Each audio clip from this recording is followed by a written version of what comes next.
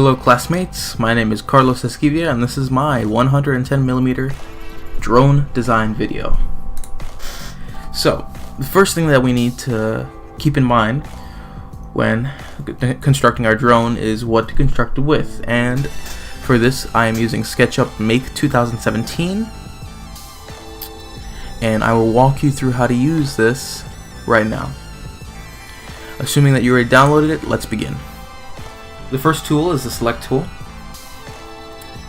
It is used to click on an object or multiple objects and manipulate them however you see fit. The second tool is the Pencil tool. It is used to draw lines as well as make figures,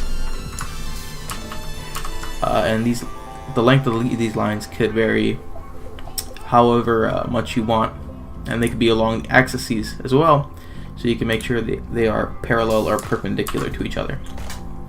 The next tool is the Polygon tool, which can make several shapes. I have it set to make a circle now with a specific radius, but if you don't want that, you could also choose a rectangle or a multi-sided polygon, one of your choice, and so on. The next tool is the Push and Pull tool. First, we would need a figure to actually use in this demonstration. So let's just use a circle, and with this Push and Pull tool, we could pull it up or push it down.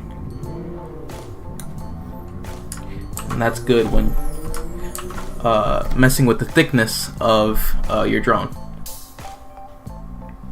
Next is the Scaling tool, which is used when scaling up or down any object.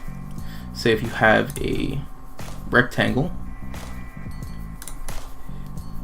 you could select all of it and use the Scaling tool, and grabbing on one of the corners, you could scale the shape proportional to its sides. You could also scale it specifically on one side and the other.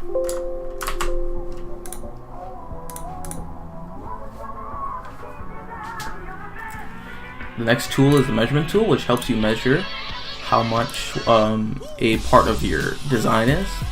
In this case, it's 2.22 meters, and we will actually figure out how to change this into millimeters, which is the measurement that we are using today.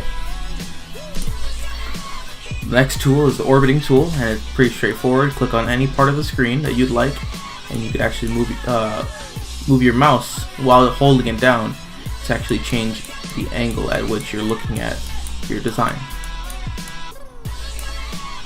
And the final tool is the Pan tool, which is similar to the Orbit, but instead of actually going around the figure, you're actually pulling or pushing yourself away from it. And now we are ready to begin making our drone. There's no limits or restrictions when making your own 110mm drone. There's only a few things to have into consideration. First, you would want to make a frame of 110mm to keep the drone design within the bounds of that frame. The next thing you would want to do is not make the appendages of the drone as well as the body necessarily very wide.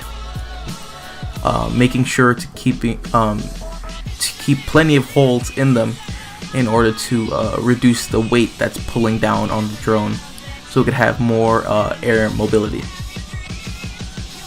Other than that, I advise using different geometric shapes and a lot of midpoints in order to have accurate measurements in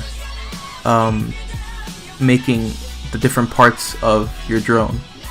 As you see here, I am using the midpoints in order to make different parts of the drone, such as the arms and